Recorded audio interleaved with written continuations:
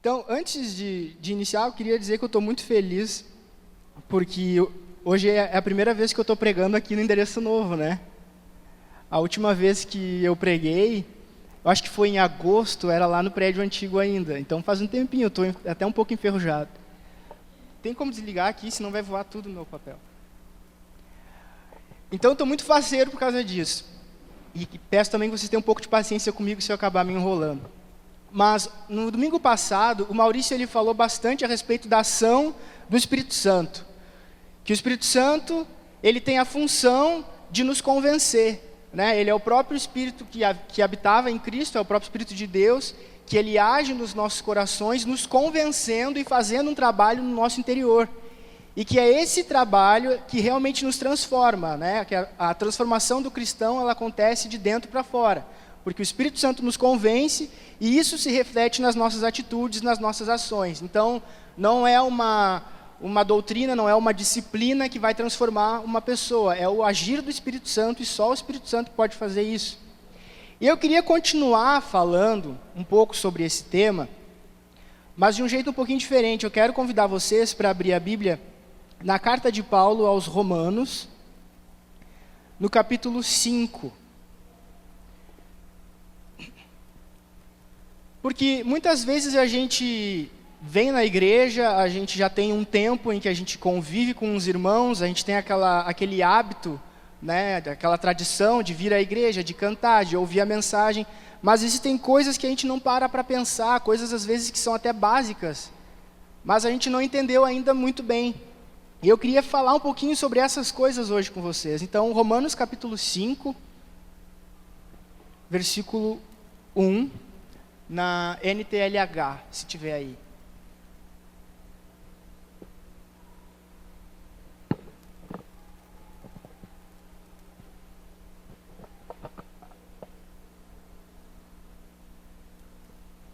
Não tem NTLH? Ah, está carregando? Tá, eu vou lendo aqui então, pode ser? Fala assim, Romanos capítulo 5, versículo 1. Agora que fomos aceitos por Deus pela nossa fé nele, temos paz com ele por meio do nosso Senhor Jesus Cristo. Foi Cristo quem nos deu, por meio da nossa fé, essa vida na graça de Deus. E agora continuamos firmes nessa graça e nos alegramos na esperança de participar da glória de Deus. E também nos alegramos nos sofrimentos, pois sabemos que o sofrimento produz a paciência traz a aprovação de Deus, e essa aprovação cria a esperança. Essa esperança não nos deixa decepcionados, pois Deus derramou o seu amor no nosso coração, por meio do Espírito Santo que Ele nos deu. De fato, quando não tínhamos força espiritual, Cristo morreu pelos maus, no tempo escolhido por Deus. Dificilmente alguém aceitaria morrer por uma pessoa que obedece às leis. Pode ser que alguém tenha coragem para morrer por uma pessoa boa, mas Deus nos mostrou o quanto nos ama. Cristo morreu por nós quando ainda vivíamos no pecado. E agora que fomos aceitos por Deus, por meio da morte de Cristo na cruz, é mais certo ainda que ficaremos livres por meio dele do castigo de Deus. Nós éramos inimigos de Deus, mas ele nos tornou seus amigos por meio da morte do seu Filho. E agora que somos amigos de Deus, é mais certo ainda que seremos salvos pela vida de Cristo. E não somente isso, mas também nós nos alegramos por causa daquilo que Deus fez por meio do nosso Senhor Jesus Cristo, que agora nos tornou amigos de Deus. Quantos já conheciam esse texto aí? Quem tem um tempinho mais de igreja, pode se lembrar que a gente fez um retiro baseado nesse trecho. Romanos 5, versículo 1 e 2 foi o nosso texto base do retiro do Incrível Graça. Faz tempinho já, né? Que ano foi? 2015? 16? Quem estava lá viu, né? Esse texto ele é muito bom porque ele resume de uma forma muito clara e também muito profunda o Evangelho. Porque a gente sabe, a gente está acostumado a ir na igreja, e até mesmo quem não vai na igreja já ouviu, ou, seja no colégio ou em catequese, qualquer coisa, já ouviu a respeito do plano de salvação.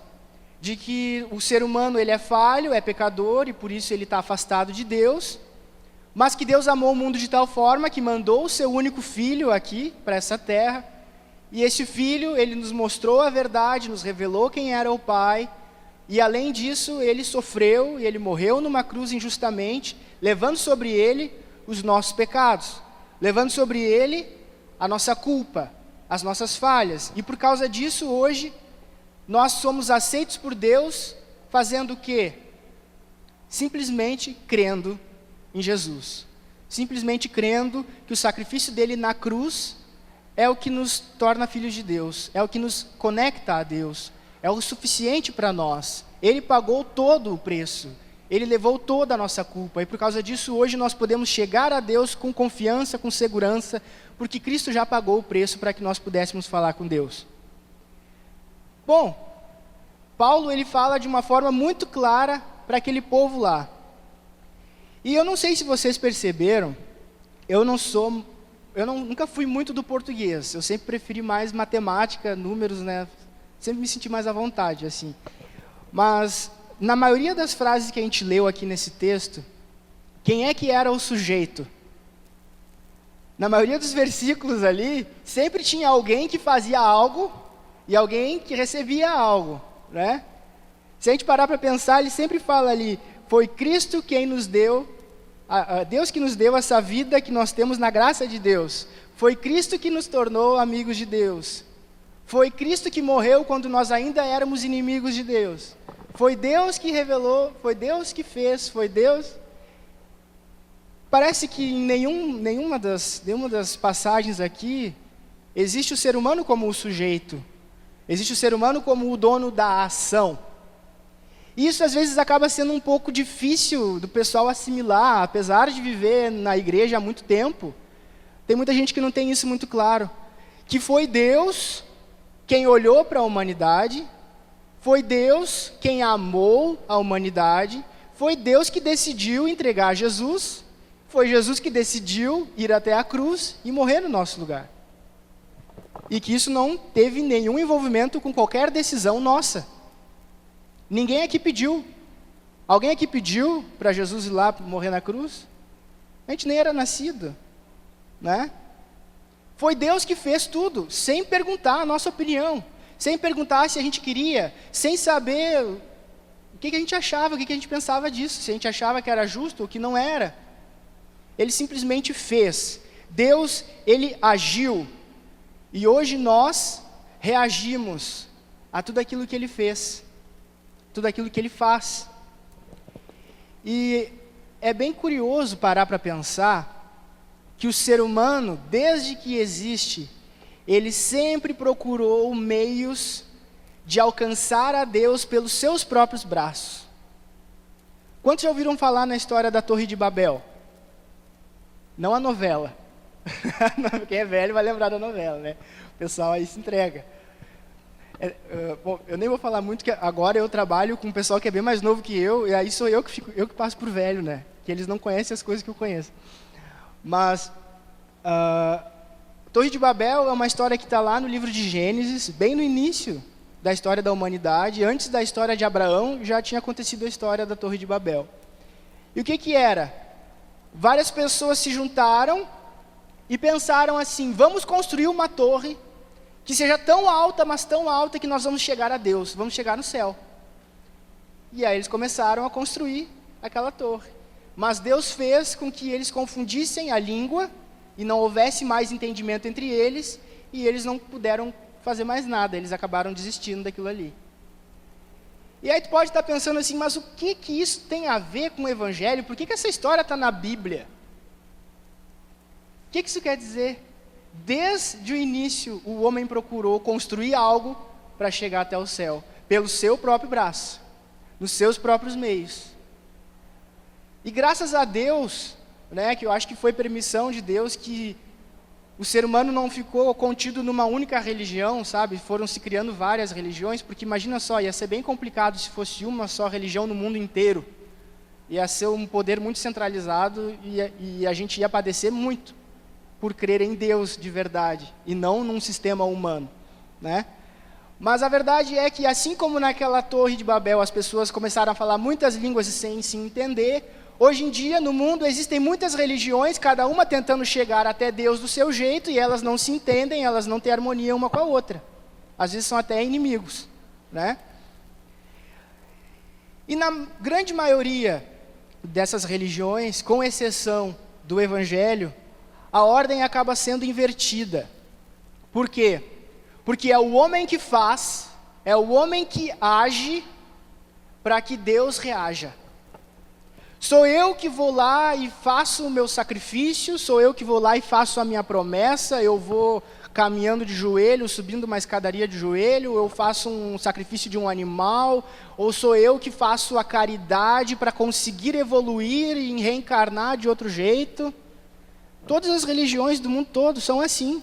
O ser humano faz para conseguir lá na frente alguma coisa, para conseguir algo de Deus, para conseguir evoluir, para conseguir... Né? É bem curioso. Ontem eu tive num velório o dia todo e no final a cerimônia foi espírita. Eu nunca tinha visto uma cerimônia assim num enterro que fosse espírita. Enfim, fiquei quieto, respeitei, óbvio, né? Mas me chamou a atenção o fato deles estarem falando ali que tudo que a pessoa fez garantia que ela ia reencarnar muito melhor, porque ela foi uma pessoa boa, porque ela merecia, sabe? O foco estava no mérito daquela pessoa, no esforço dela. Não se fala em misericórdia, não se fala na graça de Deus, não se fala em nada disso, né? E isso não é exclusividade deles. Em qualquer religião, em qualquer linha de pensamento, as pessoas tendem a puxar para esse lado, porque isso faz parte da nossa natureza. Nós ansiamos por isso, a gente quer merecer, a gente quer conquistar, a gente quer dizer, bater no peito e dizer, fui eu que consegui, fui eu que alcancei, eu movi a mão de Deus, né? Inclusive, às vezes, dentro das igrejas, as pessoas acabam tendo esse tipo de postura, mesmo usando o nome de Jesus, mesmo professando uma fé aparentemente cristã, as pessoas se apropriam daquilo que é Deus que faz, batem no peito e dizem, fui eu que curei, eu que fiz, a minha igreja é melhor que a outra, eu que mereço, né? Eu estou aqui em cima porque eu mereço mais do que os outros, eu fiz jejum, eu faço, eu aconteço, eu sou melhor, eu abro mão de mais coisas do que os outros, porque a nossa carne, ela tem isso, ela tem esse anseio. A verdade é que a nossa natureza humana, ela quer ter o controle de tudo. E quando a gente se depara com a nossa realidade de pecado, quando a gente se depara com a nossa realidade de imundícia diante de Deus, a gente quer dar o nosso jeito. A gente quer fazer quer encontrar o nosso caminho para conseguir contornar as coisas. Todo mundo é assim, sabe? A Valentina, eu acho que agora ela está ali atrás, mas até a Valentina já sabe fazer manha. Até ela já sabe fazer manha com 4 meses, né? Eu tenho um cachorro lá também que é filhote, eu estou adestrando ele. E aí, eu não sabia que um cachorro era capaz de fazer isso, mas eu estou adestrando ele, eu ensino ele a fazer o que eu quero, né? E aí quando ele me obedece, eu vou lá, faço carinho nele e tal, faço um agrado. Qual é a primeira coisa que ele faz depois? Me desobedece, para ver qual vai ser a minha reação, porque ele acha assim, agora ele já está no meu controle, agora ele já está no papo, né? Já está me fazendo carinho, já está todo manso, agora... Até o bicho tenta nos controlar, né, acha que consegue dar o jeito dele. Como é que o ser humano não vai fazer isso com Deus? Às vezes, inconscientemente, as pessoas entram dentro de uma igreja, as pessoas se tornam cristãs, entram dentro de uma comunidade evangélica, que fala a respeito de Deus, que fala a respeito de Cristo, mas que fala de uma forma tão superficial, de uma forma tão rasa, que não aplica de fato o Evangelho, que não vive de fato o Evangelho na sua essência, não entende aquilo que os apóstolos falavam nas cartas, aquilo que a igreja vivia naquela época. Pessoas que pensam que quanto mais eu aparento, melhor eu sou. Quanto mais eu oro na frente dos outros, melhor vai ser para mim, mais santo eu sou, mais ungido, enfim. Sabe, pessoas que acham que se eu não vou no culto hoje, e se eu não oro em línguas, ou se eu não sinto um arrepio, se Deus não fala algo no meu coração, então, coitado de mim, não jejuei bastante, não fiz o que eu devia fazer, não fiz o meu tema de casa. Deus, Ele não é assim. Deus, Ele criou os céus e a terra. Ele tem o universo na palma da mão. Tu acha que tu vai mover a mão dele com qualquer coisa? Deus, Ele não aceita propina. Sabe, eu estava conversando um tempo atrás com um familiar meu, que começou a ir numa igreja, e graças a Deus que começou a ir numa igreja, né? Mas o pastor começou a pedir muita oferta, e começou a pedir no WhatsApp. E essa familiar começou a me mostrar as conversas, e eu, Jesus amado. E o pastor mandava no WhatsApp, olha irmã, Deus está tocando no meu coração aqui, tu tem uma oferta para entregar e tal, e eu acho que Deus vai te abençoar, tem um milagre que Deus vai fazer na tua vida quando tu ofertar. E eu ali, Senhor Jesus. Aí eu expliquei para ela, olha, Deus é bom o tempo todo. Mesmo que tu não tenha dinheiro para dar oferta, Deus vai ser bom contigo. Deus não vai te abençoar só depois que tu der a oferta. Deus é Deus. Deus não é político para se corromper. Deus não é ser humano para se corromper, para aceitar propina, para barganhar. Mas infelizmente a gente vive numa realidade que é assim, e sem querer a gente reproduz esse tipo de coisa. A gente entra na igreja, a gente começa a viver uma vida aparentemente correta. Eu começo a vir na igreja, eu começo a frequentar os cultos, eu venho no sábado, eu venho no domingo, eu começo a participar, eu trabalho no DK, eu trabalho no louvor, ou eu ajudo na limpeza, eu ajudo nas ações sociais, eu faço o que eu posso fazer. E quando aparece um problema na minha vida, eu penso assim, poxa, eu estou fazendo um monte de coisa na igreja, né? Bem que eu merecia, assim, que Deus me desse uma aliviada. Aí eu vou pedir para Deus, ô Deus, eu estou até fazendo as coisas na igreja esse mês, né? Eu estava precisando de uma promoção. Ô Senhor, esse mês até que eu dei bastante oferta, eu ajudei um monte de gente esse mês, bem que podia vir esse mês a promoção, né? E aí aparece a promoção. Deus é fiel. No mês que eu mais ofertei, no mês que eu mais ajudei um monte de gente, Deus me promoveu. Olha aí, Deus é fiel. Aí o RH entra em contato contigo, olha, aconteceu um probleminha aqui no nosso sistema, e tu foi promovido, mas o teu salário ainda vai ser o mesmo por um tempo, mas a gente vai te pagar depois, tá? Senhor, como assim, nesse mês que eu fiz tanta coisa, eu merecia, sabe? A gente começa a fazer associações de coisas que não tem nada a ver. A gente começa a achar que pode trocar algo com Deus, que pode barganhar. Senhor, eu ajudo tantas pessoas, eu aconselho tanta gente, eu já dei aula, já fiz tanta coisa na igreja, podia me aliviar um pouco, podia fazer alguma coisa, podia atender a minha oração mais rápido, né? Mas não é assim. Tudo sempre foi do jeito de Deus, tudo sempre foi no tempo de Deus. Ele escolheu, inclusive, o momento em que Jesus viria ao mundo.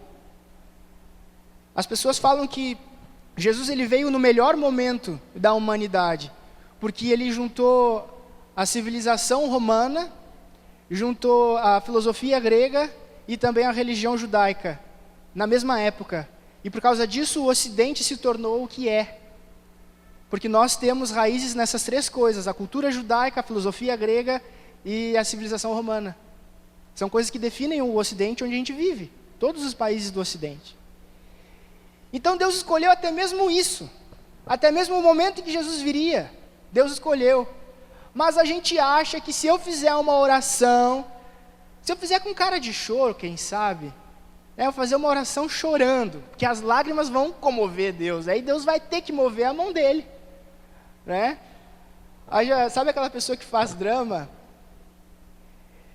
Tem várias, né? Hoje de tarde eu estava lembrando de uma, que era muito engraçado. A pessoa, quem conhece vai lembrar, a pessoa uma vez machucou o pé, e aí ela falou assim, eu tô com o pé machucado, tá doendo tanto. Aí ela saiu para caminhar e falou assim, sabe, levantava os braços. para mostrar que estava com dor no pé, uma coisa não tinha nada a ver com a outra. Mas era para mostrar, sabe? Estava doendo, ela mancava e fazia com os braços para cima. Às vezes a gente acha que vai funcionar isso com Deus, fazer um draminha na hora da oração. Eu estou ali tranquilo, eu estou feliz, aí, vamos orar, vamos. Senhor, meu Deus, Tu sabe, Deus, só Tu sabe, né? Deus vai ter que se comover agora. Tu acha que Deus vai cair na tua chantagem emocional? Não vai. O pessoal da tua casa pode cair, mas Deus não. Deus é Deus. Sabe, a gente não convence Deus de nada. É Deus que nos convence, é o contrário. Não é nós que temos o controle sobre Ele, é Ele que tem tudo no controle dEle, tudo nas mãos dEle. Nós apenas confiamos, nós apenas descansamos, nós entregamos o nosso fardo nas mãos dEle. E dizemos, Senhor, a minha vontade era que as coisas se resolvessem assim agora, mas que seja feita a Tua vontade. Porque Tu sabe o que é melhor para mim. E Tu nunca me desampara. Então, se hoje eu não tenho isso que eu tanto quero, é porque eu não estou precisando ainda. Tu sabe exatamente do que eu preciso. Tu nunca me abandona. É difícil. Mas confiar em Deus é a melhor coisa que um cristão pode fazer. É a atitude mais madura que alguém pode ter na fé. Confiar em Deus. A gente acha que o sofrimento ele acaba nos trazendo um certo merecimento, né? Enquanto antes alguns pensam, eu já pensei assim há uns anos atrás, bastante tempo atrás, que as minhas atitudes, as coisas que eu fazia na igreja, as coisas que eu fazia para Deus, me tornavam mais merecedor do agir de Deus. Então eu achava que Deus tinha que falar mais comigo do que com outro, que Deus tinha que me usar mais do que usar outro.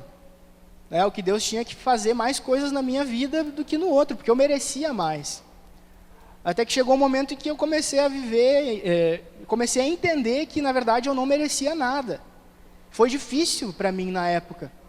E eu me lembro de um momento em que eu estava bem agoniado, assim, as coisas não faziam tanto sentido ainda, até por causa da realidade que a gente vivia naquela época, em outra igreja, em outra situação. Mas eu ficava um pouco agoniado, porque, Senhor, se eu não mereço nada, então o que eu vou fazer? Eu vou sair da igreja. Porque ninguém falava a respeito da graça de Deus, ninguém falava da misericórdia de Deus. O que eu vou fazer? Eu vou sair da igreja, então, não consigo merecer. Eu tento, mas nunca é bom o bastante, eu sempre faço alguma coisa errada, eu sempre tenho as minhas falhas, as minhas limitações.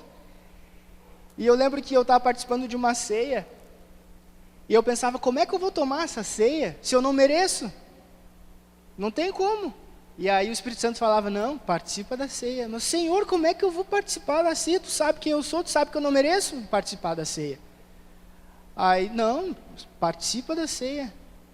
E aí chegou na hora, assim, eu ainda peguei o copinho e fiquei relutando com aquilo. Mas o que eu vou fazer se eu sou pecador, se eu sou falho? E na hora que eu tomei a ceia, o Espírito Santo falou comigo assim, cara, não é porque tu merece, é porque eu te chamei, é porque eu te salvei. Não é por causa de quem tu é por causa de quem eu sou. Sabe? Isso muda completamente a nossa percepção de evangelho. Porque nós não estamos aqui porque Deus nos chamou porque somos bons. Deus não te chamou por causa dos teus talentos. Deus não te chamou por causa da tua formação. Deus não te chamou por causa da tua família. Deus não te chamou por causa de quem tu é e daquilo que tu tem a oferecer para Ele. Deus te chamou por causa de quem Ele é, porque Ele é bom, porque Ele te ama, porque Ele te enxerga, porque Ele te conhece, Ele sabe até o teu nome, Ele sabe quantos fios existem na tua cabeça, inclusive daqueles que não tem muitos. Mas Ele sabe. Ele que te chamou. Ele tem um plano para a tua vida. Ele sabe muito bem o que Ele faz. E Ele sabe muito bem o que Ele tem para fazer contigo na tua vida. Ele tem um propósito. É isso que tem que motivar um cristão. É isso que tem que ser, é isso que tem que nos dar ânimo, sabe? Não é eu vou na igreja para tentar conquistar alguma coisa, para ver se Deus me abençoa, para ver se Deus me ajuda, para ver se Deus faz alguma coisa mais rápido, Acha que ir na igreja é como entrar numa fila preferencial. Deus me atende mais rápido do que se eu orar em casa. Não, Para Deus não existe fila preferencial. Ele faz as coisas na hora que tem que fazer. Ele atende na hora que tem que atender. E se for melhor não atender um pedido, ele não atende. Ele fica em silêncio. E isso é melhor. A vontade dele é boa, é perfeita e é agradável em todo o tempo. Mas como é que a gente vai entender? Sabe, dois exemplos que eu pensei hoje, porque eu poderia falar sobre isso.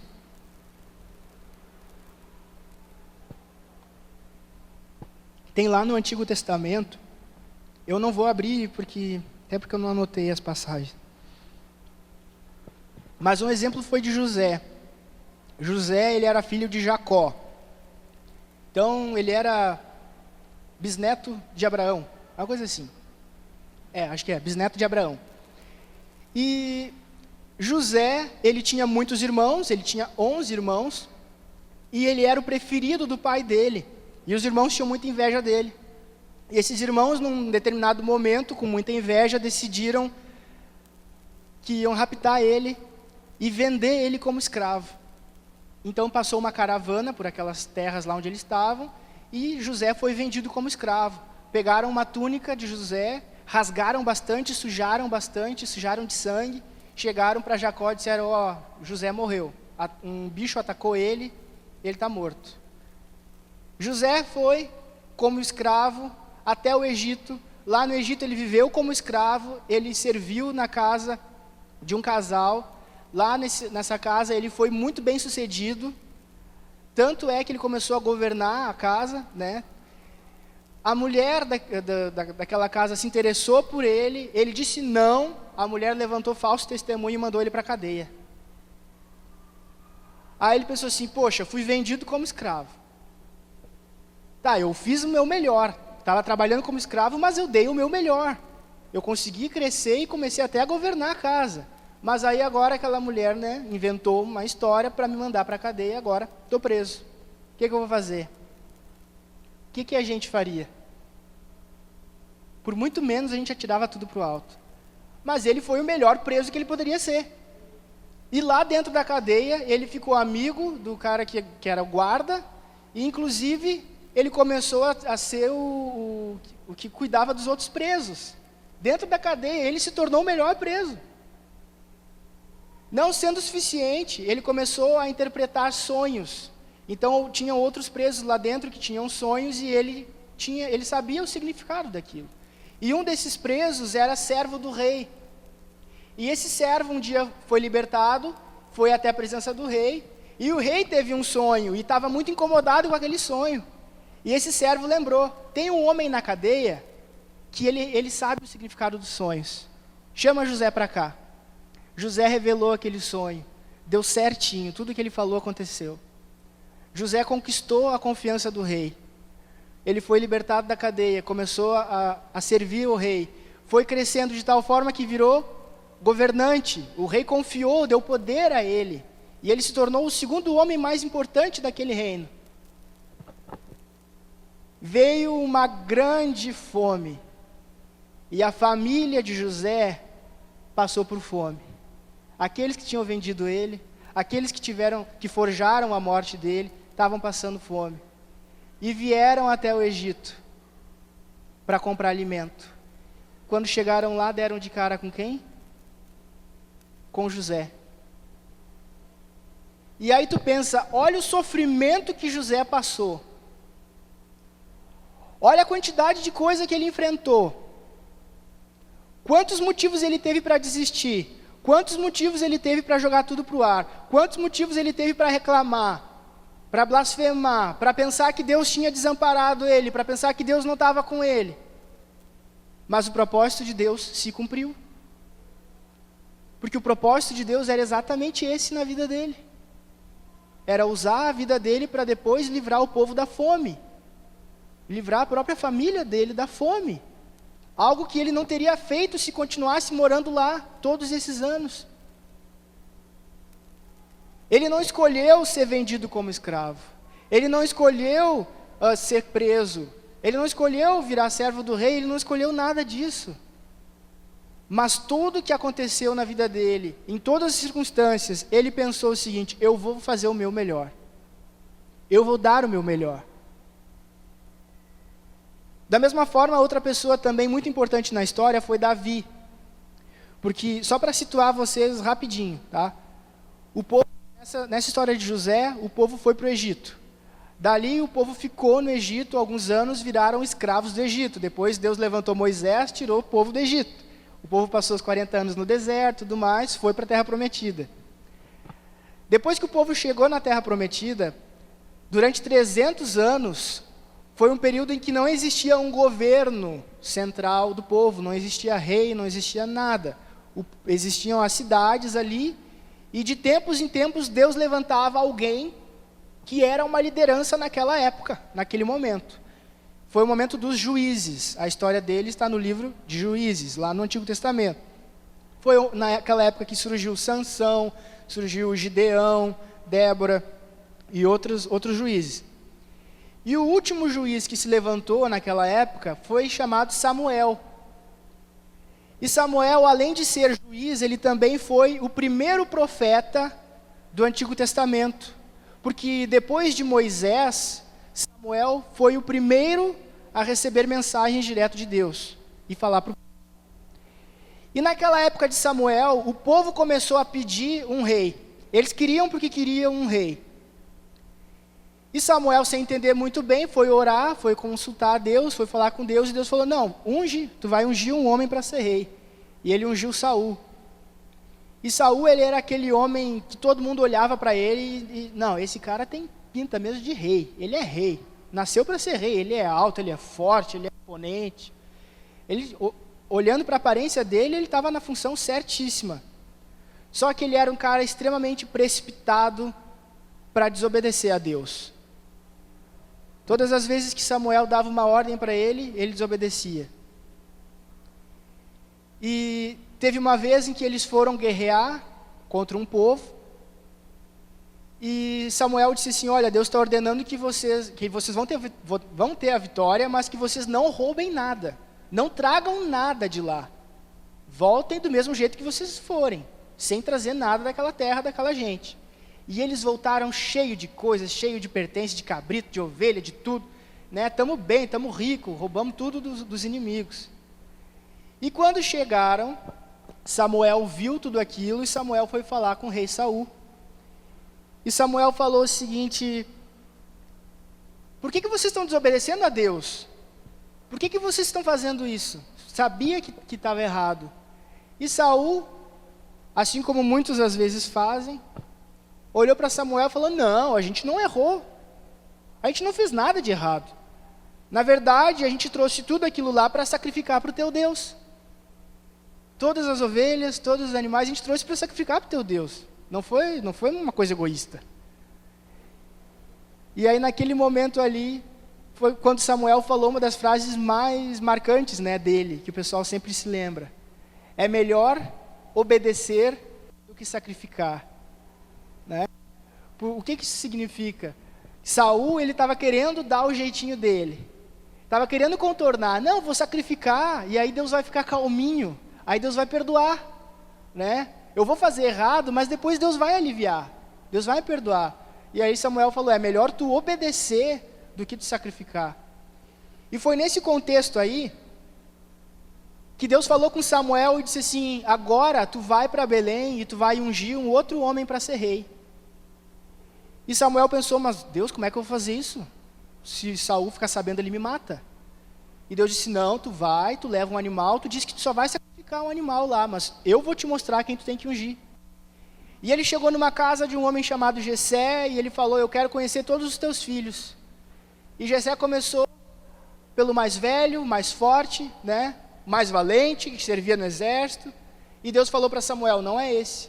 Veio o segundo, não é esse. O terceiro, não é esse. O quarto. E assim foram 7 filhos de Jessé.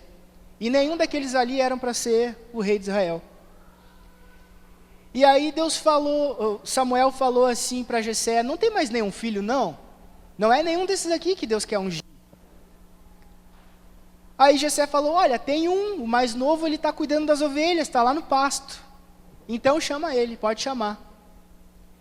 Foram lá correndo, chamaram aquele filho que era Davi. Davi era um guri que cuidava de ovelhas.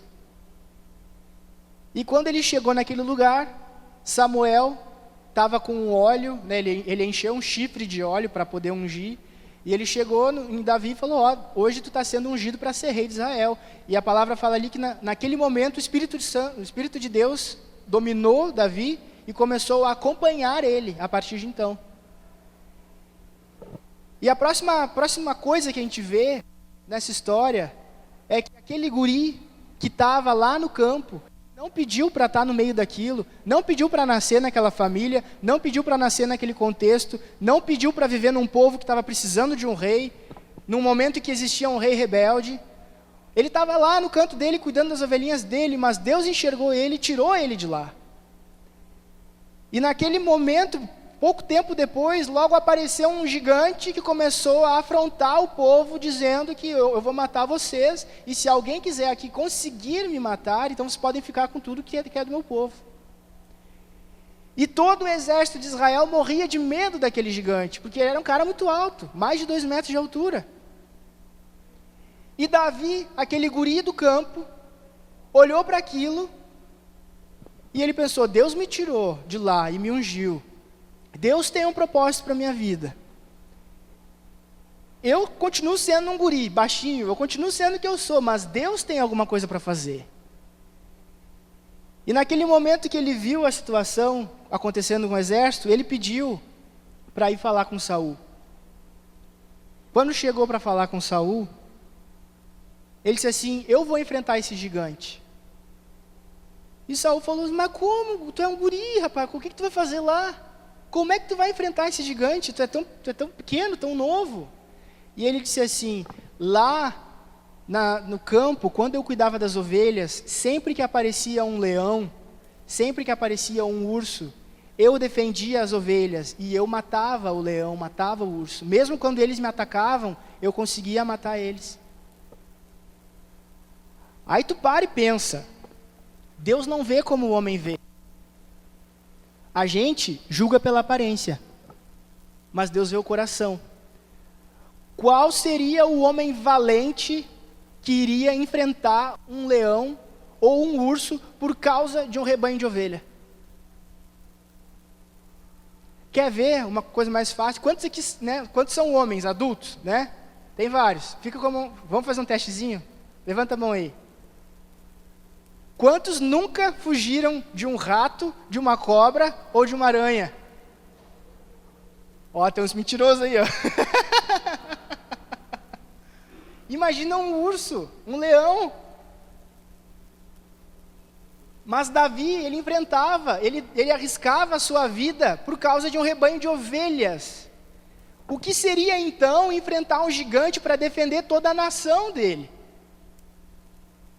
E quando ele chega para enfrentar o gigante, ele não chega apoiado na sua própria capacidade. Ele não chega assim, não, eu vou te vencer porque eu já venci muitos leões, eu já venci muitos ursos, então tu vai ver só. Não, ele não chega assim. Enquanto o gigante desafiava ele, dizendo que ele ia morrer, ele falou assim, olha, eu vou contra ti em nome do Senhor dos Exércitos, esse que tu está desafiando. Porque tu está afrontando é o Senhor desse povo. E é em nome dele que eu vou. E na primeira pedrada que ele deu, ele derrubou o gigante. E quando ele derrubou o gigante, ele conseguiu ganhar, ele venceu. Por que eu estou dizendo isso? Eu falei de 3 histórias de pessoas que viveram coisas muito importantes e que elas não tiveram muitas decisões a respeito disso. José não teve tantas escolhas para parar onde ele parou. Saul também não escolheu ser rei, mas lá sendo rei, ele escolheu muito mal, porque ele escolheu desobedecer a Deus. Davi não escolheu também ser ungido para ser rei, ele não escolheu viver no pasto, cuidando das ovelhas, mas ele escolheu defender as ovelhas, ele escolheu enfrentar o gigante. Mais tarde, depois ele se tornou rei. A história é muito interessante. Para quem gosta de história, ler 1 Samuel e 2 Samuel é muito legal. É muito legal. Por que eu estou dizendo isso? Porque eu comecei falando do Evangelho e falando das escolhas de Deus. O Evangelho é centrado nas escolhas de Deus. Deus decidiu entregar o seu Filho. Deus decidiu nos amar. Deus decidiu se revelar a nós e nos alcançar com essa verdade, nos tornar seus filhos, nos tornar seus amigos. Deus decidiu. São muitas decisões que não estão na nossa mão. Mas isso não significa que não existam decisões na nossa mão.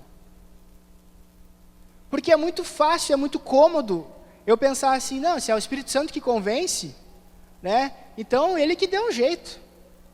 Eu não vou mudar de vida, eu acho que o Espírito Santo não me convenceu bastante ainda. Sabe? Imagina só o que Davi poderia dizer. Né? Tem um gigante lá afrontando. Tá, mas se Deus me ungiu para ser rei, Deus pode convencer ele a desistir. Né? Vamos lá, será que o Espírito Santo não vai convencer Golias a desistir e voltar para a casa dele? Não, ele foi lá defender o povo dele. O pessoal estava sendo atacado. Vocês conseguem entender que muitas pessoas, às vezes, por enxergar que tudo está na mão de Deus, acabam abrindo mão da sua própria parte, do seu próprio papel? Não é porque você não tem o controle absoluto que você não tem uma participação no plano de Deus. Não é porque as coisas não estão acontecendo do teu jeito que você não vai ter escolhas para fazer. Você tem um papel importante no plano de Deus na tua vida, mas esse plano não está na tua mão. O teu papel nesse plano está na tua mão. Nós temos um papel importante, a gente não pode negligenciar isso. Porque às vezes a gente acaba sendo imaturo demais.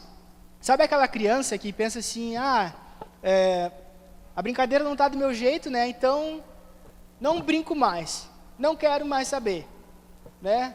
Não sou mais teu amigo. Às vezes a gente olha para as coisas de Deus, a gente pensa nas coisas que a gente quer, a gente pede as coisas do nosso jeito, Deus não atende, e a gente pensa, vai ter que ser da tua vontade, não da minha, então tá, cruza os braços, não faço mais nada agora, vou esperar então, é tu que vai fazer? Então tu vai fazer, e se der errado, vou botar a culpa em ti, porque é da tua vontade, não é da minha.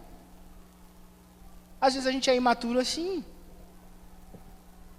de ficar brigando com Deus, ficar brigando com a vontade de Deus, por não confiar que a vontade dele é melhor do que a nossa. Entende? É muita imaturidade. Às vezes a gente acaba abrindo mão das nossas responsabilidades. Pensa assim comigo. Deus te chamou, Deus te escolheu, Ele te enxergou. Onde você está, onde você estava, na tua vida que você levava, Ele te viu, e Ele te alcançou, Ele se revelou para ti, Ele mostrou o amor dEle, tem mostrado ainda, cada dia, o quanto Ele é bom, o quanto Ele cuida de ti, quantas vezes Ele já te livrou, quantas vezes Ele te abençoou, quantas vezes Ele já te perdoou, Ele que tem feito tudo isso. Mas isso não significa que você não tenha responsabilidades diante de tudo isso. Nós somos responsáveis, primeiro, para agir como filhos de Deus. Deus não vai decidir por você algo que é você que tem que decidir. Quem aqui tem filho, sabe bem, né? Quem é que cuida da casa? Quem é que paga as contas? Quem é que vai planejar as férias do ano que vem? Ou quem é que vai decidir se tem que comprar um ventilador ou comprar um fogão novo? Não é o filho, é o pai, é a mãe, né? Quem cuida da casa. Isso significa que o filho não escolhe nada? Significa que ele não vai ter escolha? Que ele não vai ter vontade?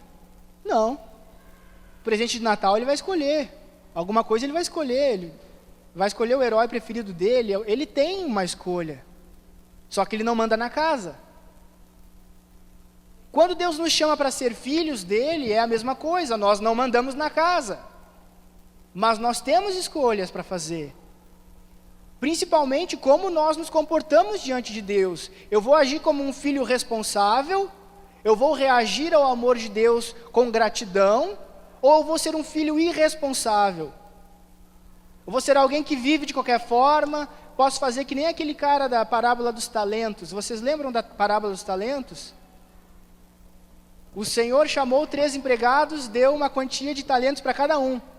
Falou, vocês têm que administrar isso. Talento era moeda, né, naquela época. Vocês têm que administrar isso. E o Senhor foi para longe. Um daqueles fez o dinheiro dobrar, o outro fez o dinheiro aumentar, e o terceiro enterrou o dinheiro. Quando o Senhor voltou, eles vieram prestar contas. E aí o primeiro que fez o dinheiro dobrar, Senhor, conseguiu o dobro. O outro veio, não conseguiu o dobro, mas também conseguiu um dinheirinho. Aí o terceiro veio, Senhor, eu sei que tu é um cara muito mau, né? Tu faz umas coisas aí que dá medo na gente. Então, assim, eu enterrei, porque como é que eu ia fazer diferente? Estava botando a culpa nele, sabe? Tem gente que às vezes está dentro da igreja, mas no dia que vai se encontrar com Deus, Deus vai chegar e falar, meu irmão, por que tu estava levando a vida desse jeito? Senhor, mas tu não me transformou, né? Estava esperando. Não era o teu espírito que tinha me convencer, não é o teu poder, eu estava esperando tu me transformar, estava esperando tu... E aí, meu filho, não quis se batizar? Senhor, pois eu não estava sentindo ainda que era a hora. Qual é o teu papel? Isso é responsabilidade tua. Não é Deus que vai decidir por ti. Sabe, eu vejo, principalmente com relação ao batismo, isso é muito, muito frequente. As pessoas ficam esperando algo sobrenatural, né?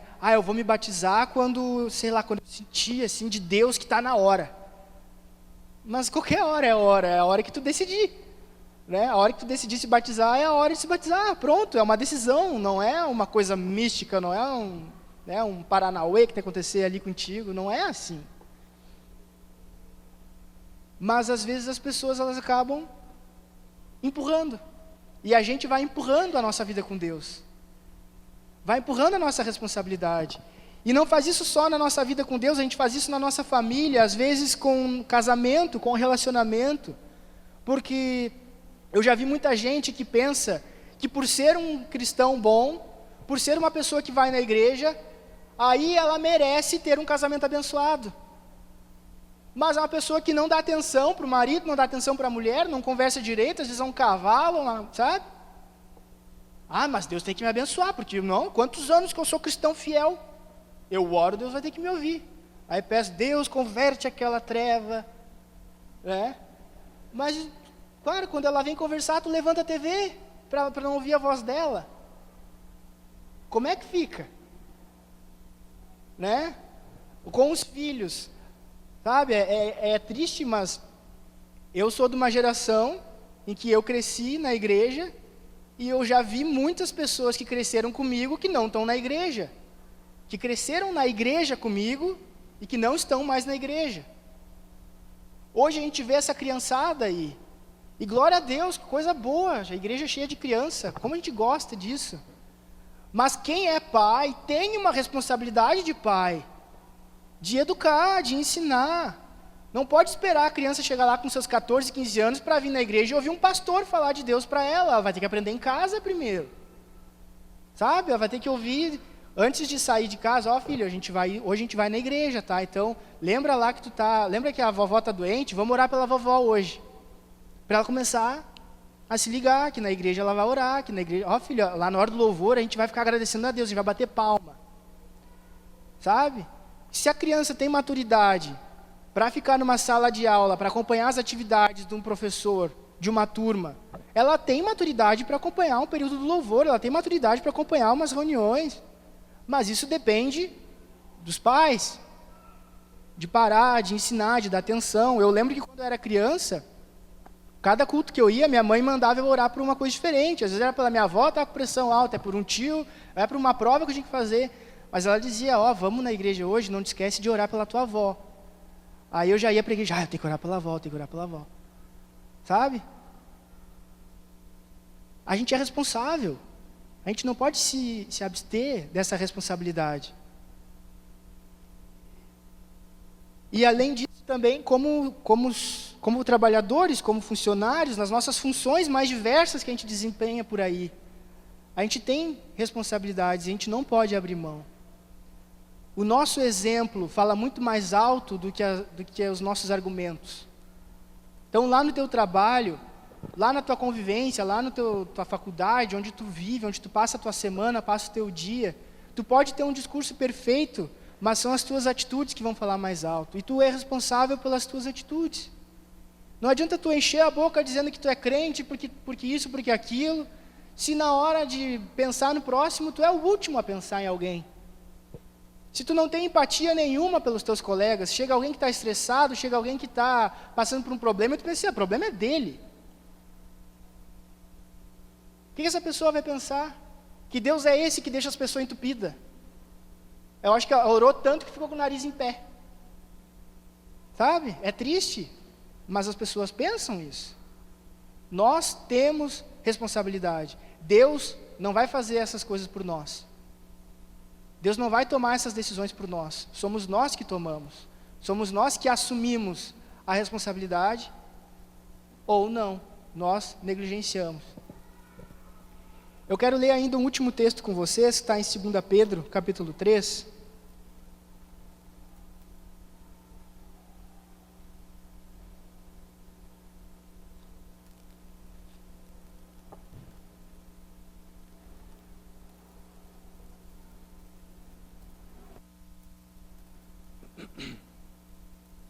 Segunda Pedro 3, versículo 11.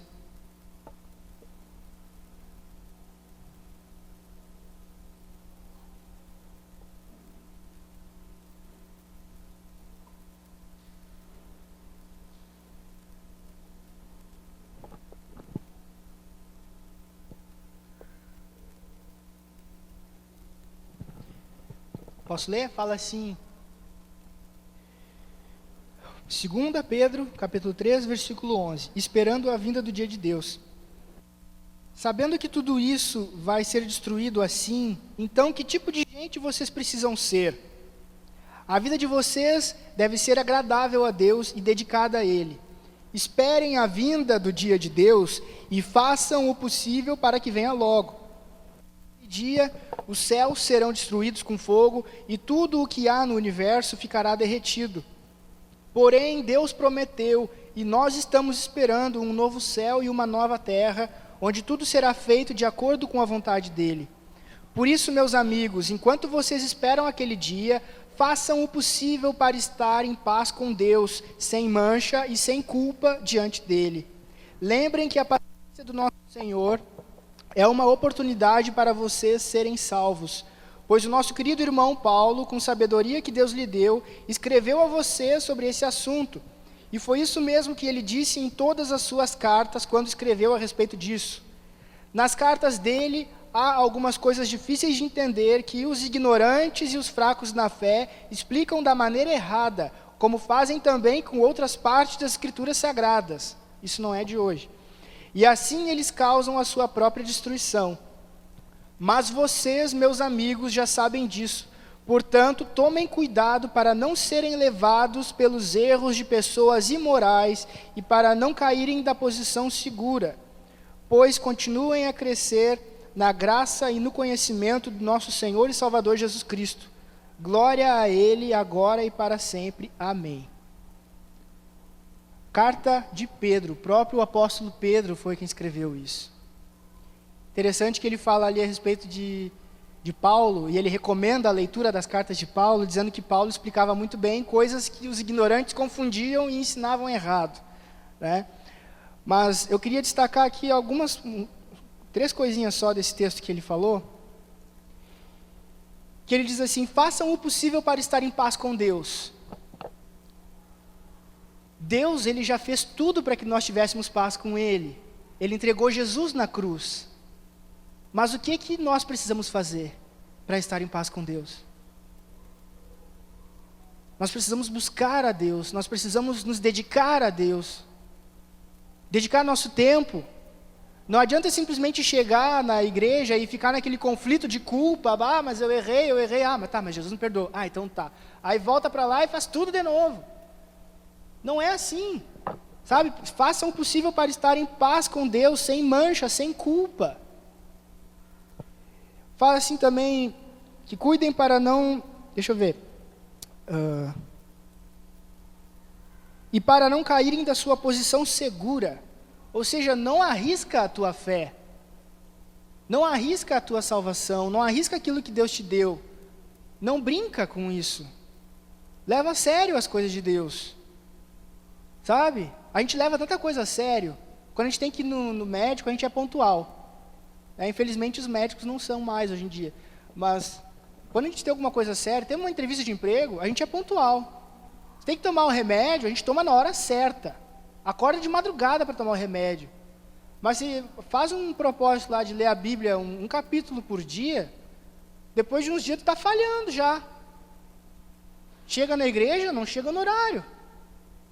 Sabe? Qual é a diferença? A saúde a gente leva a sério. E Deus?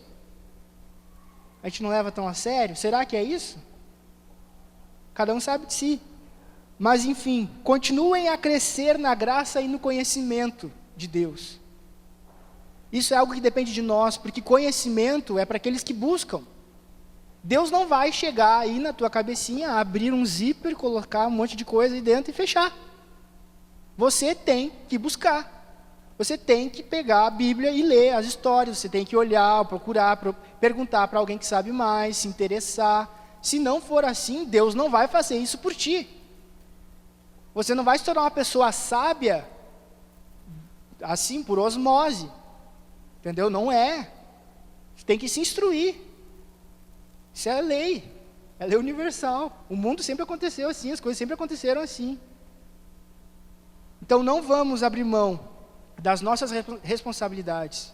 Porque no dia em que nós nos encontrarmos com Deus, a gente vai prestar conta delas.